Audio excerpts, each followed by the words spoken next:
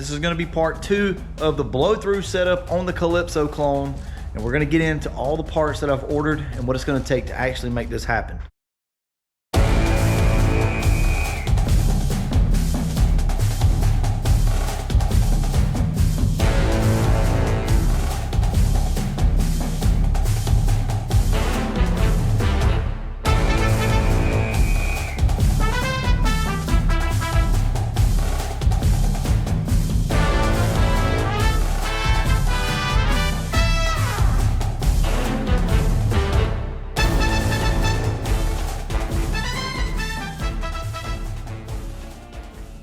All right guys, so let's start off with the regulator. As you can see, our PSI gauge goes from 0 to 100.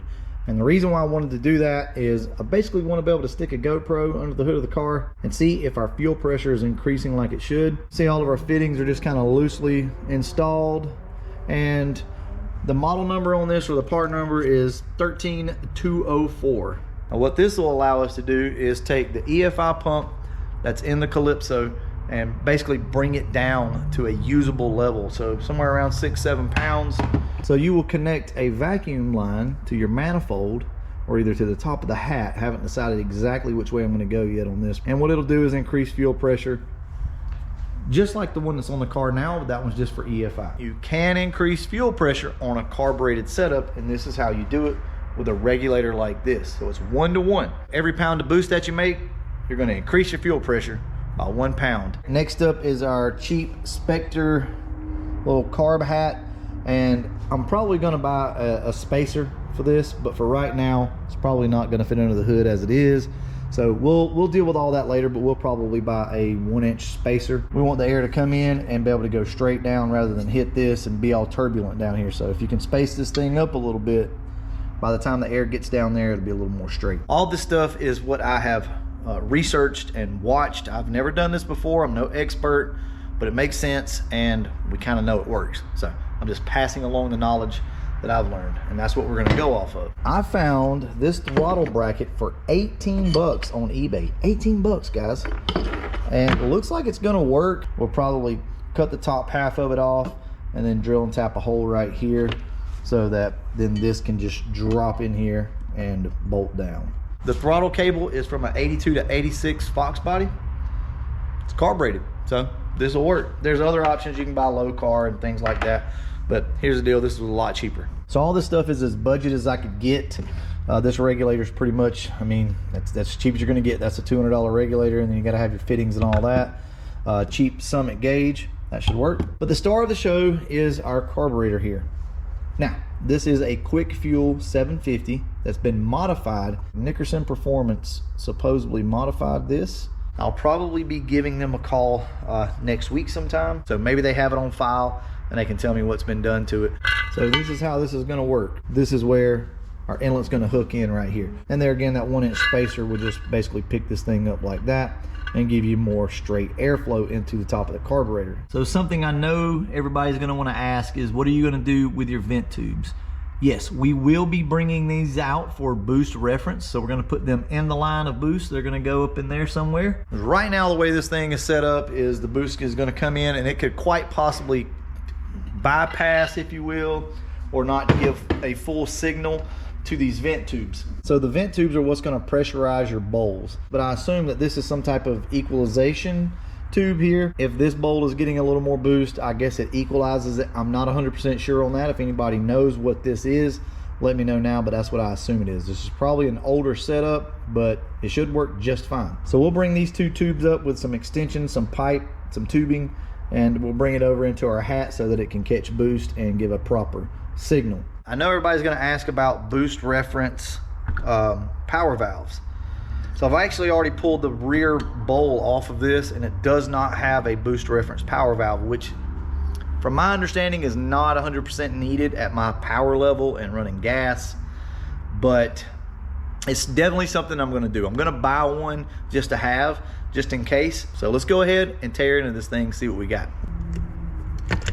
So as you can see here, this is just a stock vacuum style power valve, and it's a 45, so it's a 4.5. So that tells me that this thing's probably got some pretty big jets in it. And also, as you can see here, we have adjustable bleeds for our main circuit here. This thing's really clean in here. They've done a good job of cleaning it up. New gaskets, everything looks really good. This metering block looks great. So we have 81s in the rear. So if you're wondering, your power valve helps in the transition. Whenever you get into the car and you start to come out of vacuum, it'll add more fuel, and it adds fuel to the main circuit. So it adds to the jets. Well, so whatever jets you have right here, your power valve is going to add a little bit more. And oh yeah, I meant to show you guys this. So your power valve circuit in here, you can see these restrictors have been installed, so you can change these out, just unscrew them and put different ones in. So these are pretty large. So the power valve is doing a pretty good bit. When it does come in, it is definitely adding a decent amount of fuel, because you can tell by the size of these holes here. So I have to get some type of tool to measure it, but they do look pretty large. So I assume that when this comes in, this thing's gonna be pretty rich.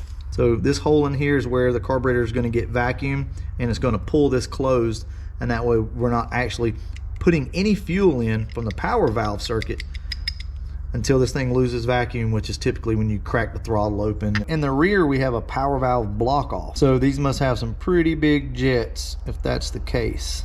So we got 90s in the rear. I don't know, I think I said that backwards earlier, but we have 90s in the rear. We do have jet extensions. So here's the deal. Because we don't have a power valve back here now, the jets are having to do the heavy lifting, trying to get all the fuel to this thing. So I'm gonna run this carburetor the way that it is. I'm going to go ahead and order a bunch of different jets, and we're going to order a couple of different power valves, and then we're going to also get ourselves a boost reference power valve that can be adjusted.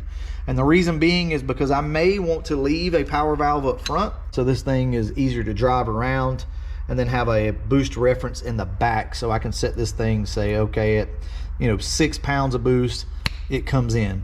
So, and then we can drop down on our jet size in the rear. But if it works like it is, we'll probably just leave it for now.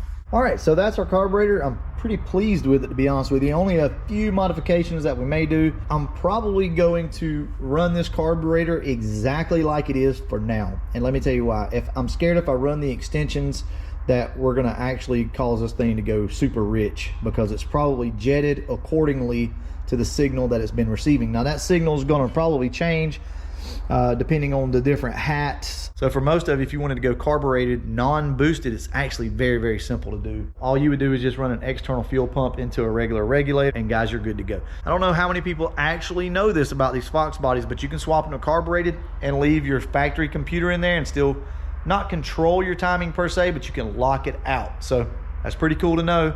So you can still control that with your factory computer. The next video will be us installing everything. I'm gonna go ahead and create a playlist for it. So go ahead and check this playlist out. I'm gonna keep adding to it, because I think that we're gonna find some very useful, helpful tips and tricks. Even if it doesn't work, it's okay. We're still gonna all go along for this ride, and I think this will be pretty fun. Catch you guys in the next one. And as always, thanks for watching.